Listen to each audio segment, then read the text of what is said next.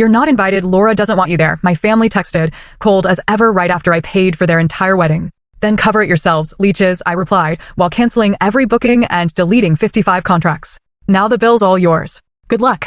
This isn't just a story about a wedding, it's a story about a family torn apart by greed and deceit, leaving me, Madison, reeling from the ultimate betrayal. My own sister, Laura, uninvited me from her wedding, a wedding I'd already poured $25,000 into. Can you imagine the gut punch? After funding the venue, catering, photography, and more, I was cut from the guest list by my own flesh and blood. The betrayal cut deeper than any knife could. The burden of being reliable Madison growing up in Portland. Our family was never poor, but we certainly weren't comfortable. My parents, Diane and Robert, worked tirelessly, but raising 2 daughters meant constant corners had to be cut. We lived in a modest 3-bedroom house, and luxury was a word we never used. From childhood, the dynamic between Laura and me was crystal clear. I was the responsible one, the achiever, the reliable daughter who helped without being asked. Laura, 2 years younger, was the family princess. While I was expected to excel in school, help around the house, and generally act like a mini-adult, Laura was allowed to focus on being social and finding herself. "Madison will figure it out" became my parents' mantra whenever something needed handling, whether it was my taxes from a part-time job or navigating college applications alone. Meanwhile, Laura got personalized guidance for everything from homework to picking out prom dresses. Despite this imbalance, I thrived academically. I graduated valedictorian and earned a full scholarship to study computer science. College was liberating. Finally, my hard work was recognized on its own merits. I graduated summa cum laude and landed a job at a promising tech startup in Seattle. Startup life was grueling but exhilarating. While my peers bought fancy cars or downtown condos with their big paychecks, I lived frugally, investing most of my salary and stock options. When our company was acquired 3 years later, my prudence paid off spectacularly. At 28, I suddenly had a net worth of over $2 million. The shift from reliable to wealthy Madison's success didn't change my modest lifestyle much. I upgraded to a comfortable 1-bedroom condo, took one amazing solo trip to Japan, and set up solid retirement accounts. What had changed was my family's perception of me. Suddenly, I wasn't just reliable Madison. I was wealthy Madison, a potential solution to everyone's financial problems. It started small. Dad needed a new car. I helped with the down payment. Mom's hospital restructured, cutting her hours. I covered the mortgage for 3 months. Laura needed to move after a breakup. I paid her security deposit and months of rent. Each time, the gratitude seemed sincere, if somewhat entitled. When Laura met James at a friend's wedding, the family dynamic shifted again. James came from money, old East Coast money, with summer homes and country club memberships. Suddenly, Laura was spending weekends in the Hamptons and posting Instagram photos from charity galas. The princess had found her prince, and my parents were ecstatic. The engagement announcement came after just 8 months of dating. Laura called me, squealing about the 2-carat diamond and perfect sunset proposal on a yacht. I was genuinely happy for her, despite the nagging feeling that James seemed more impressed with Laura's carefully curated social media presence than her actual personality. "Madison, I'm so excited for you to be part of this," Laura gushed over the phone. "You've always been there for me, and I want you right by my side." When she mentioned the wedding would be at the Griffin Estate, one of Seattle's most exclusive venues, I felt a twinge of concern. Griffin Estate weddings started at $50,000, far beyond what our parents could afford. "Don't worry about Mom and Dad," Laura said before I could voice my concern. "James's parents are helping, and we've got it covered." She paused, then added casually, "Though if you wanted to help with some of the smaller expenses, that would be amazing." "Of course," I replied, thinking she meant the rehearsal dinner, or perhaps her dress.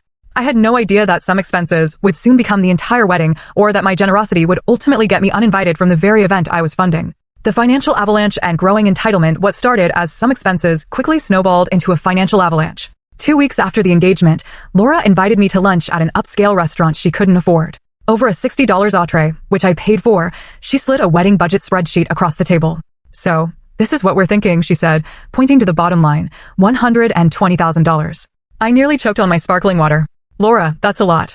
"It's actually pretty reasonable for what we want," she countered, flipping through a wedding magazine showing elaborate floral arrangements and custom-made table settings. "The Griffin Estate is $25,000 just for the venue rental, but it's the only place that will give us the fairy tale vibe we're going for." I asked the obvious question, what are James's parents contributing? Laura's smile faltered.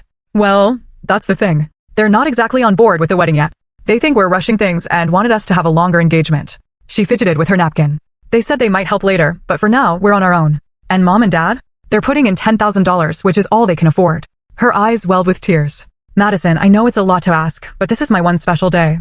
James is perfect, and I want everything to be perfect for him. His friends all had amazing weddings, and I can't show up with something basic." I should have said no. I should have suggested a reasonable budget or a longer engagement to save up. Instead, I heard myself say, "I can cover the venue deposit while you figure out the rest." Laura's tears vanished instantly, replaced by a dazzling smile. "You're the best sister ever.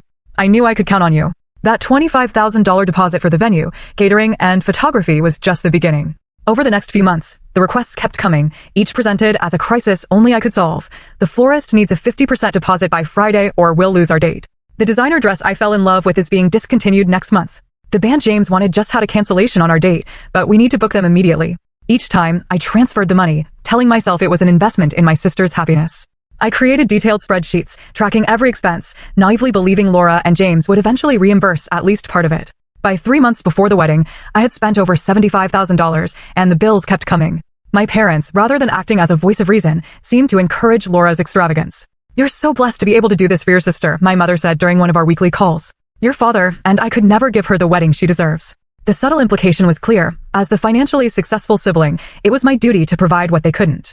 No one seemed to consider that I had worked incredibly hard for my money or that I might have my own plans for it. Laura's attitude shifted from grateful to entitled with alarming speed.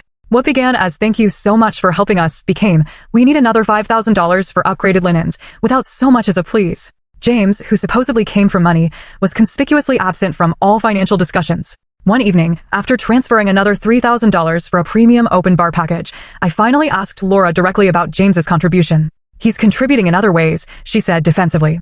"He's handling all the honeymoon arrangements." Later, I discovered through an accidental email that James's parents were paying for the honeymoon, a 2-week stay at a luxury resort in Bora Bora. James wasn't contributing a dime. By the 2-month mark, I had spent nearly $95,000 on my sister's wedding. My financial advisor had stopped sending subtle warnings and was now directly questioning my decisions.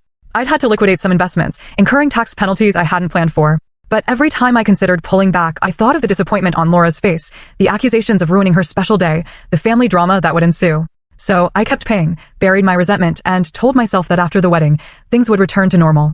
Little did I know that normal for my family meant taking advantage of my generosity until I had nothing left to give, emotionally or financially. Sidelined and undermined despite funding virtually the entire wedding, I found myself increasingly sidelined in the planning process. My demanding job as a senior developer meant I couldn't attend every cake tasting or floral arrangement viewing, but I made efforts to join important decisions via FaceTime or by rearranging my schedule when possible. Laura, however, seemed to deliberately schedule appointments when I was in unmovable meetings or presentations. "Oh, did I get the time wrong?" she'd say innocently. "We've already put down the deposit anyway, so it doesn't really matter." One Tuesday evening, I left work early to surprise Laura at a menu tasting I wasn't originally able to attend. When I arrived at the venue, I found her already there with our mother and James's mother, Patricia, a thin, elegant woman with perfectly highlighted hair and a perpetual expression of mild disapproval. "Madison," Laura exclaimed, looking more startled than pleased. "What are you doing here?" "My last meeting canceled, so I thought I'd join after all," I explained, already sensing I'd made a mistake. Patricia gave me a cool once-over, taking in my simple work attire. "Laura didn't mention you'd be joining us." "It was a last-minute decision," I said, extending my hand. "I'm Madison, Laura's sister." "Yes," Patricia replied, barely touching my fingers. "Laura's mentioned you work in computers, was it?" Before I could respond, Laura jumped in. "Madison's just super busy with her job, so she usually can't make these things. Mom and I have been handling most of the details." Throughout the tasting, I was treated like an intruder rather than the person paying for the entire event.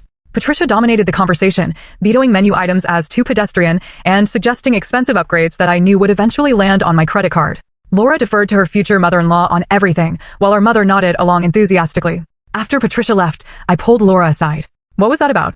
I felt like I was crashing someone else's wedding planning. "Don't be dramatic," Laura sighed. "Patricia has amazing taste, and she's done this before with James's older sisters. I want her to feel included. More included than the person paying for everything?" I couldn't help asking. Laura's face hardened. "Is that what this is about? The money? Are you going to hold that over my head forever?"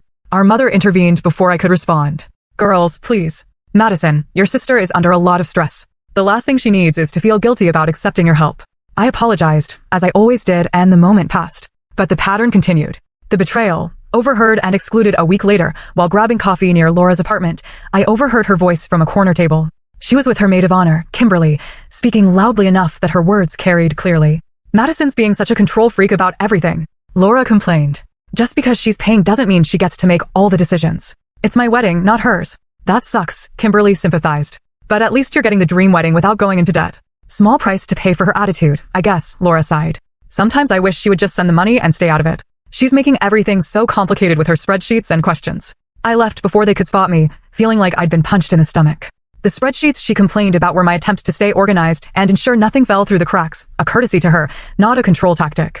The final red flag came 3 weeks before the wedding. Laura had organized a bridal party spa day as a thank you to her bridesmaids. Though I wasn't officially in the bridal party, Laura had claimed she didn't want to burden me with extra responsibilities. Given how much I was already doing, I assumed I'd be included in the pre-wedding celebration.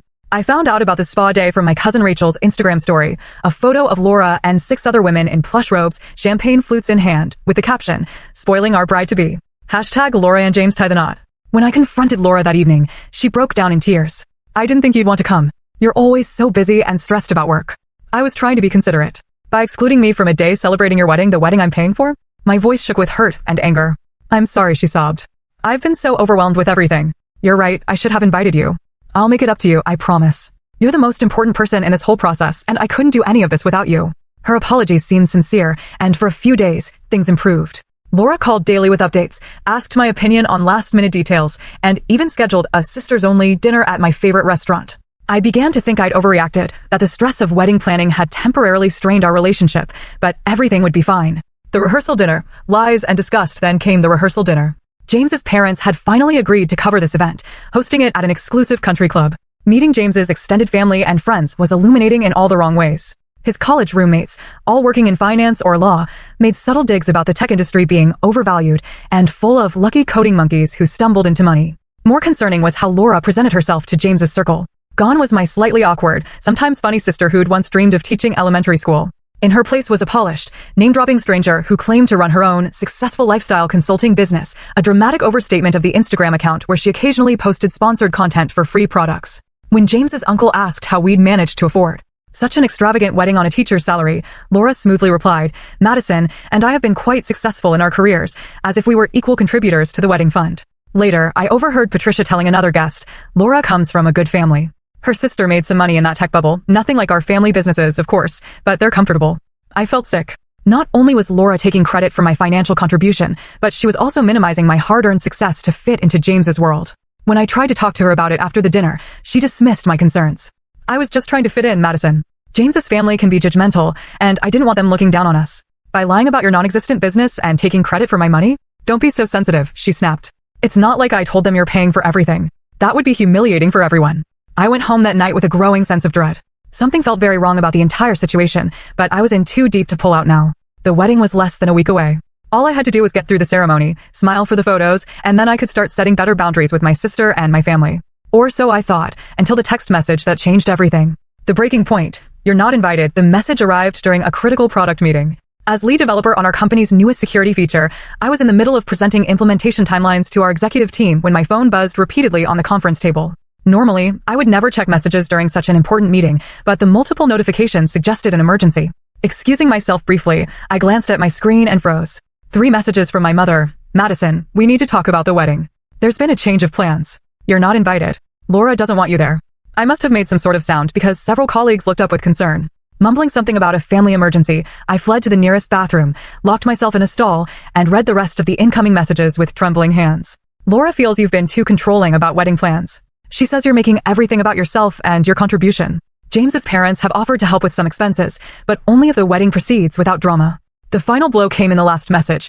"Laura needs this day to be perfect. Please understand and respect her wishes." Respect her wishes? After I'd poured nearly $100,000 into her perfect day? After I'd endured months of increasing entitlement, subtle insults, and exclusion? My vision blurred with tears of rage and humiliation.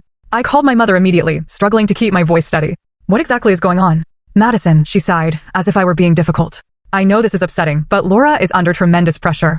James's parents are finally warming up to the marriage, and she can't risk anything going wrong." "And I'm something that could go wrong?" I asked incredulously.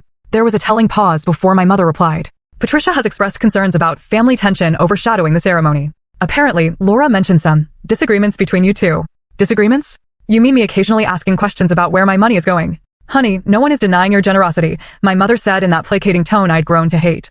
"But this isn't about the money. It's about Laura's special day. Then explain to me exactly why I'm being uninvited to a wedding I'm paying for," I demanded. Another pause, longer this time. "James's parents spoke with Laura yesterday. They're willing to contribute $50,000 toward the wedding expenses, but they were concerned about what they called family dysfunction. Apparently, Laura told them you've been having episodes." "Episodes?" I repeated, my blood running cold. "What does that mean?" My mother's voice dropped to a whisper. "She may have implied that you've been struggling with some mental health issues, that your success has come with a toll and you've been taking it out on her." The bathroom stall seemed to spin around me. My sister hadn't just excluded me or taken advantage of my generosity. She'd actively painted me as mentally unstable to justify cutting me out. Did you defend me? I asked, already knowing the answer. Madison, try to understand. This wedding is everything to Laura. James comes from a very traditional family. They value stability and appearances. And what about honesty? What about basic human decency?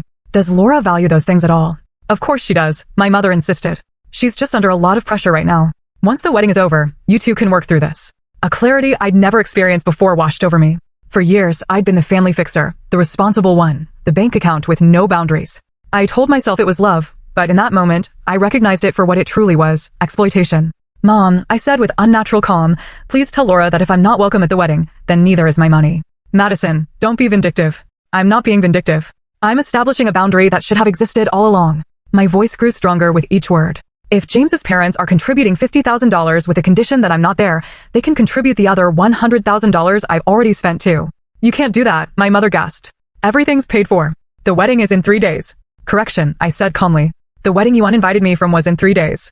Now, it's your problem to solve. I ended the call and sat in the bathroom stall for several minutes, my heart pounding, but my mind strangely clear. Then I returned to the conference room, apologized to my colleagues, and finished my presentation with mechanical precision. No one would have guessed that inside. I was simultaneously shattered and reborn.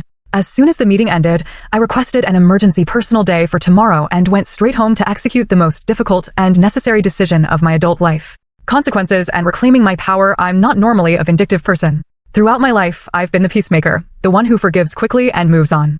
But some betrayals cut too deep for simple forgiveness, especially when the offending parties show no remorse. This wasn't about revenge. It was about self-respect and consequences. Once home, I spread all the wedding documentation across my dining table. Contracts, receipts, email confirmations, payment schedules, everything had been meticulously organized in both physical folders and digital files. I created 3 lists: vendors with final payments pending, services that could be canceled with partial refunds, and payments that were non-refundable. My phone continued buzzing with messages from my family, which I ignored. This required focus and precision. I started with the venue, the Griffin Estate. Their contract had a clause allowing for cancellation with a partial refund if done more than 72 hours before the event. I called the event coordinator, Susan, with whom I'd been working closely for months. Madison, what can I help you with? Getting excited for Saturday? Susan chirped. Actually, Susan, I need to discuss cancellation options. A long pause. Cancellation? Is everything okay? I took a deep breath. No, it's not. I've been funding this entire wedding for my sister, but I've just been informed that I'm not welcome to attend. Under the circumstances, I can no longer financially support the event. To her credit, Susan didn't pry further. I understand this must be incredibly difficult. She explained my options professionally. I could cancel entirely and receive a 25% refund of my deposit, or I could transfer the reservation to another paying party. Please cancel and process the refund, I said firmly. If my sister or her fiancé contacts you about reinstating the reservation, they're welcome to do so under their own financial responsibility. Next came the caterer, the photographer, the florist, the rental company, the bartending service, and a dozen other vendors. Some conversations were brief and businesslike, others were awkwardly sympathetic. Word apparently traveled fast in the wedding industry, and by my 5th call, vendors were already aware of the situation. I heard what happened, the photographer said quietly. For what it's worth, I think you're doing the right thing. No one should be treated that way by family. The DJ was even more direct. Man, that's cold. Your sister sounds like a piece of work, no offense. I offered no details beyond the essential facts, but it was clear that most vendors had encountered similar situations before. Several even offered more generous refund terms than their contract specified, citing unusual circumstances. By early evening, I'd processed cancellations for every service I'd booked and paid for. Where refunds were possible, I provided my banking details. Where money was lost, I accepted it as the price of my freedom from toxic family dynamics. The last step was digital. I logged into the wedding planning website I'd created and downloaded all documents for my records, then deleted the entire site. I removed the shared online folders containing vendor information, seating charts, timelines, and the 55 meticulously created planning files that had consumed countless hours of my time over the past months. Just as I finished, my phone rang, Laura. After sending all her calls to voicemail all day, I decided to answer this one. How could you do this to me? She screamed without preamble. The venue just called and said everything's been canceled. My wedding is in 3 days. Correction, I said calmly. The wedding you uninvited me from was in 3 days. Now, it's your problem to solve. You vindictive bitch. Laura was sobbing now. You're ruining my life because of your jealousy. Mom was right, you're having a mental breakdown. Actually, I'm seeing things clearly for the first time, I replied. You and our parents have taken advantage of me for years. This was just the final straw. James's parents are going to think we're a family of lunatics. How am I supposed to explain this? You could try telling the truth for once, I said. Tell them how you lied about my mental health to exclude me from the wedding I paid for. Tell them how you've been presenting yourself as a successful businesswoman while living off my generosity. I never asked you to pay for everything. You offered. And you accepted enthusiastically and repeatedly. Then you excluded, belittled, and lied about me. I'm calling Mom. Dad says we can sue you for this. I couldn't help but laugh. Sue me for what? Canceling services I paid for? Good luck with that. This isn't over. Laura hissed before hanging up. She was right about that, but not in the way she meant. Within minutes, my parents called. I let it go to voicemail, then listened to my father's outraged message threatening legal action and my mother's tearful plea to reconsider before it's too late. I sent a single text to our family group chat, then pay for it yourselves, leeches. I'm done being your ATM. Then I blocked all their numbers, poured myself a glass of wine, and began researching remote cabins for a week of solitude. I needed space to process what had happened and to begin the difficult journey of rebuilding my sense of self-worth without the familiar weight of family obligation. Solitude and self-discovery. As I booked a peaceful lakeside cabin in the Olympic Peninsula, I felt simultaneously hollow and liberated. The family I thought I had was gone, or perhaps had never existed as I'd imagined. But for the first time in my adult life, I was putting myself first, and there was a certain power in that realization. The Olympic Peninsula in early autumn is a study in contradictions. Vibrant colors against gray skies, crashing waves alongside silent forests, endings and beginnings coexisting in perfect harmony. For 7 days, I walked miles of deserted beaches, hiked through ancient rainforests, and sat for hours watching eagles soar above the Pacific. My cabin had spotty cell service and no Wi-Fi, a blessing that forced me to disconnect, not just from my family drama, but from the constant demands of the digital world. I'd left my work laptop at home, but brought a journal, filling pages with raw, unfiltered thoughts about my family, my patterns of people-pleasing, and the vision for my life moving forward. Without the endless interruptions of texts, calls, and emails, clarity came more easily than I expected. By day 3, I understood that what hurt most wasn't the money, though nearly $100,000 was certainly significant. What cut deepest was the casual cruelty with which my sister and parents had dismissed my feelings while expecting unlimited access to my resources. The realization that I'd been valued primarily as a solution to problems rather than as a person with needs of my own. On what would have been Laura's wedding day, I hiked to a remote waterfall and performed a small, private ritual of release. I wrote down every hurtful comment, every manipulative tactic, every moment of being taken for granted. Then I tore the pages into tiny pieces and scattered them into the rushing water. It was theatrical, perhaps, but watching those fragments disappear into the current felt powerfully symbolic. The aftermath and rebuilding. When I returned to Seattle and civilization, reality crashed back in waves. First came the social media fallout. Laura had posted a tear-streaked selfie on Instagram with a long caption about family betrayal and having to scramble to salvage our special day. Our mother shared a vague Facebook post asking for prayers during a difficult family time. Extended family members and mutual friends chose sides without knowing the full story, many assuming I'd acted out of jealousy or mental instability, as Laura had suggested. I didn't dignify any of it with a response. The people who truly knew me reached out directly, offering support without judgment. My closest friend, Taylor, came over my first night back with takeout and wine, letting me vent for hours without once checking her phone. My colleague, Jonathan, who'd witnessed my hasty exit from the product meeting, invited me to dinner with his husband, creating space for normal conversation that didn't revolve around my family drama. Through these friends, I learned bits and pieces about the wedding that ultimately took place. Laura and James had indeed gotten married, but at his parents' country club rather than the Griffin estate. The guest list had been cut in half, the elaborate floral arrangements replaced by simple centerpieces, the gourmet menu downgraded to standard country club fare. Patricia had apparently stepped in with some additional funding, but nowhere near what I'd been providing. The whole thing felt rushed and tense, reported my cousin Rachel, who'd attended as a bridesmaid. Laura was snapping at everyone, James kept disappearing for important calls, and your parents looked like they wanted to be anywhere else. According to Rachel, my absence had been explained as a medical emergency vague enough to avoid questions, but specific enough to paint me as unstable. No mention was made of my financial contributions or the last-minute venue change. The narrative was completely controlled to portray Laura as the victim of unfortunate circumstances rather than the architect of her own wedding disaster. 2 weeks after my return, my mother began reaching out again with guilt-laden texts, then with increasingly desperate voicemails. I unblocked her number, but maintained my distance, responding only with brief acknowledgments that I was alive and well. My father, true to form, communicated through her rather than reaching out directly. Your father, and I think we all need to sit down as a family, she said in one message. Laura's back from her honeymoon, and there are things that need to be discussed. I replied with this single sentence. I'm not ready for that conversation yet. The truth was, I was deep in the process of examining our family dynamics with my newly found therapist, Dr. Chin. After just 3 sessions, patterns that had been invisible to me for years suddenly came into sharp focus. How Laura's role as the family princess had been established early and reinforced consistently. How my parents had outsourced their parental responsibilities to me while giving Laura endless chances. How my financial success had been weaponized against me as an obligation rather than celebrated as an achievement. Families develop roles for each member, Dr. Chin explained during one particularly illuminating session. You were assigned the role of capable caretaker, while your sister was assigned the role of needing care. These roles served your parents' emotional needs in some way, which is why they've worked so hard to maintain them, despite how harmful they've been to you. New normals and unexpected turns as autumn deepened into winter, the holiday season loomed with its particular brand of family expectations. For the first time in my adult life, I declined my parents' invitation for Thanksgiving, choosing instead to volunteer at a community dinner for tech industry newcomers far from their families. Christmas brought more pressure, with daily calls from my mother insisting that family should be together regardless of disagreements. I held firm, sending gifts, but maintaining my physical and emotional distance. Instead of the traditional Russell family Christmas, I joined Taylor's family celebration, where I was treated with warmth and respect, without any undercurrents of obligation or resentment.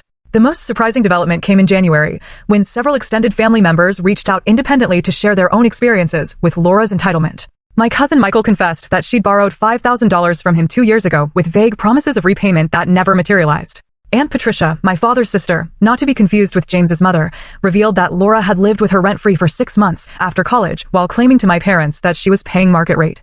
I never said anything because I didn't want to cause family drama, Aunt Patricia admitted over coffee. But after seeing how they've treated you, I regret staying silent.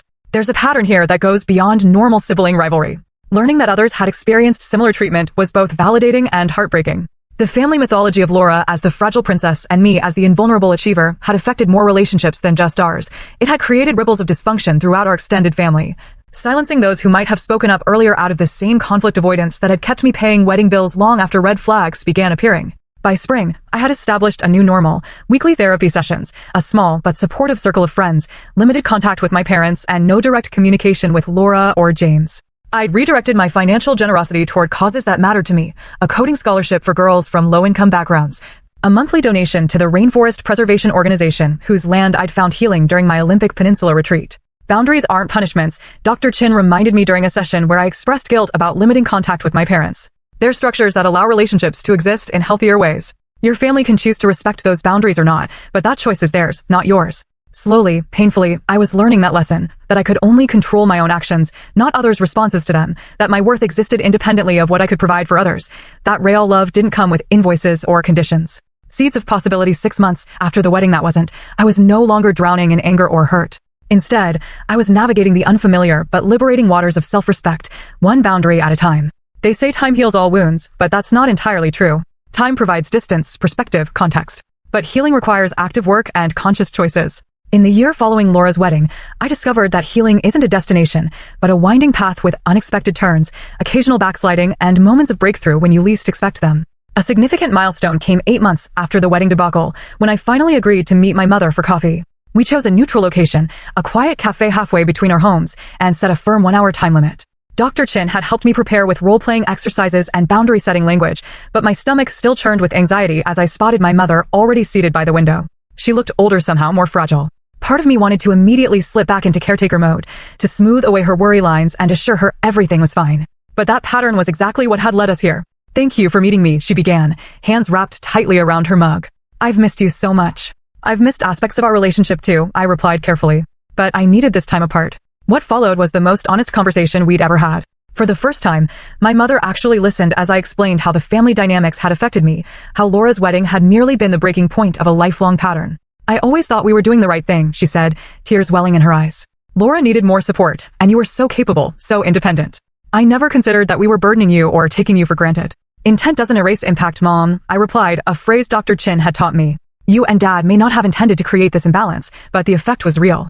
And when I finally tried to establish boundaries, the family narrative became that I was having a mental breakdown. My mother looked down, ashamed. Laura was so afraid of losing James. His family is very image-conscious, and she thought if there was any hint of family conflict. So she lied about me, and you and Dad supported that lie. "We didn't know how to navigate it," she admitted. "Everything was happening so fast, and Laura was so distraught. We made the wrong choice, and I'm truly sorry for that."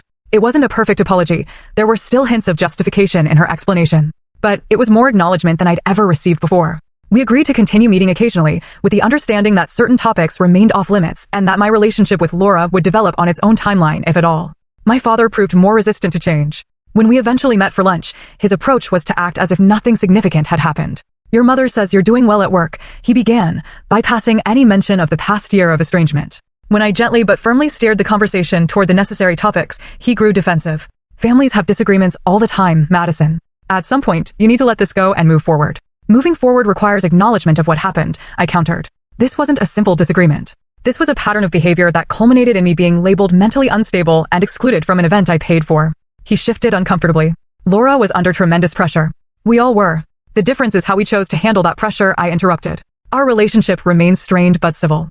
I accepted that my father might never fully understand my perspective or acknowledge his role in the family dynamics. That acceptance, painful as it was, represented its own form of growth, recognizing that I couldn't change others, only how I responded to them. As for Laura and James, their perfect fairy tale showed cracks almost immediately. Through the family grapevine, I learned they'd separated briefly just 4 months after the wedding.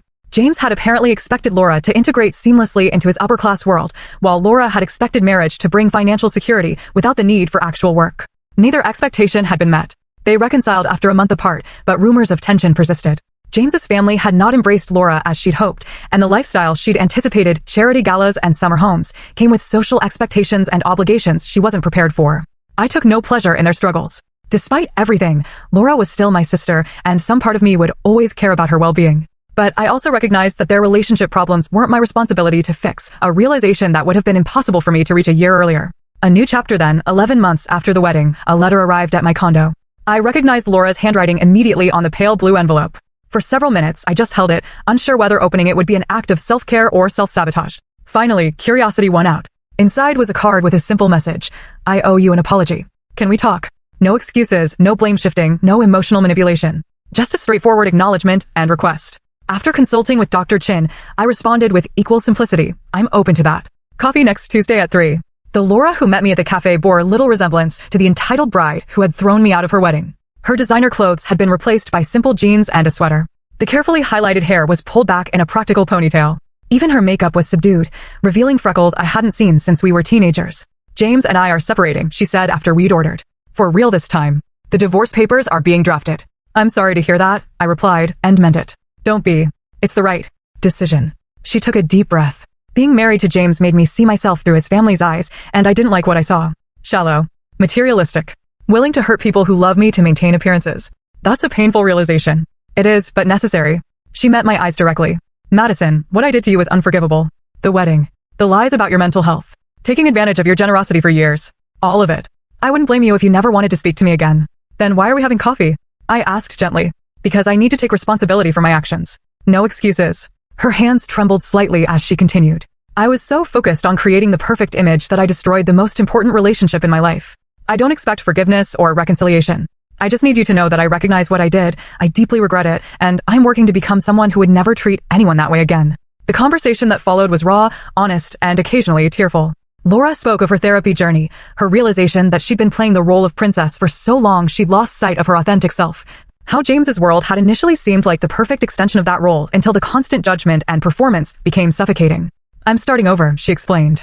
Moving back to Portland, getting a teaching credential like I originally wanted before I got caught up in trying to be Instagram famous. Building a life based on what actually matters to me, not what impresses others. I didn't promise immediate reconciliation or a return to our former relationship. Too much had happened for such simple resolution. But I did offer what felt authentic in the moment. I appreciate your apology, and I'm open to slowly rebuilding some form of relationship if your actions consistently match your words. That coffee meeting didn't magically heal all wounds or instantly restore our sisterhood, but it planted a seed of possibility that has slowly, cautiously grown. In the months since, we text occasionally now, sharing small moments rather than grand declarations. I sent her information about the teaching program I'd researched. She sent me a funny meme that reminded her of our childhood. As for me, the experience of being the uninvited sister transformed my approach to relationships of all kinds. I became more discerning about where I invested my time, energy, and yes, money. I developed a healthy skepticism toward those who approached me with immediate needs, but no interest in my well-being. Most importantly, I learned that walking away from toxic dynamics isn't selfish. It's often the most loving choice you can make, both for yourself and for those who need to face the consequences of their actions. 6 months ago, I began dating someone, a kind, thoughtful software engineer named Brian, who appreciates my generosity without exploiting it. When I cautiously shared my family history, his response was anger on my behalf rather than judgment of my boundaries.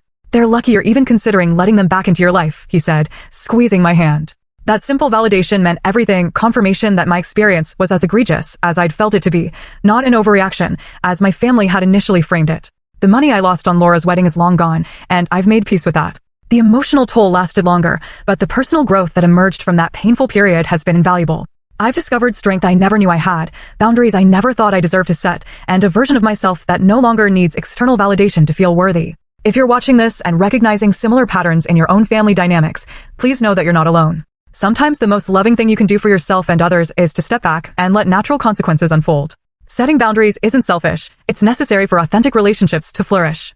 Have you ever had to set difficult boundaries with family members? What helped you through that process? Share your experiences in the comments below, and if this story resonated with you, please like and subscribe for more content about navigating complex family relationships and personal growth. Thank you for listening to my journey from doormat to dignity.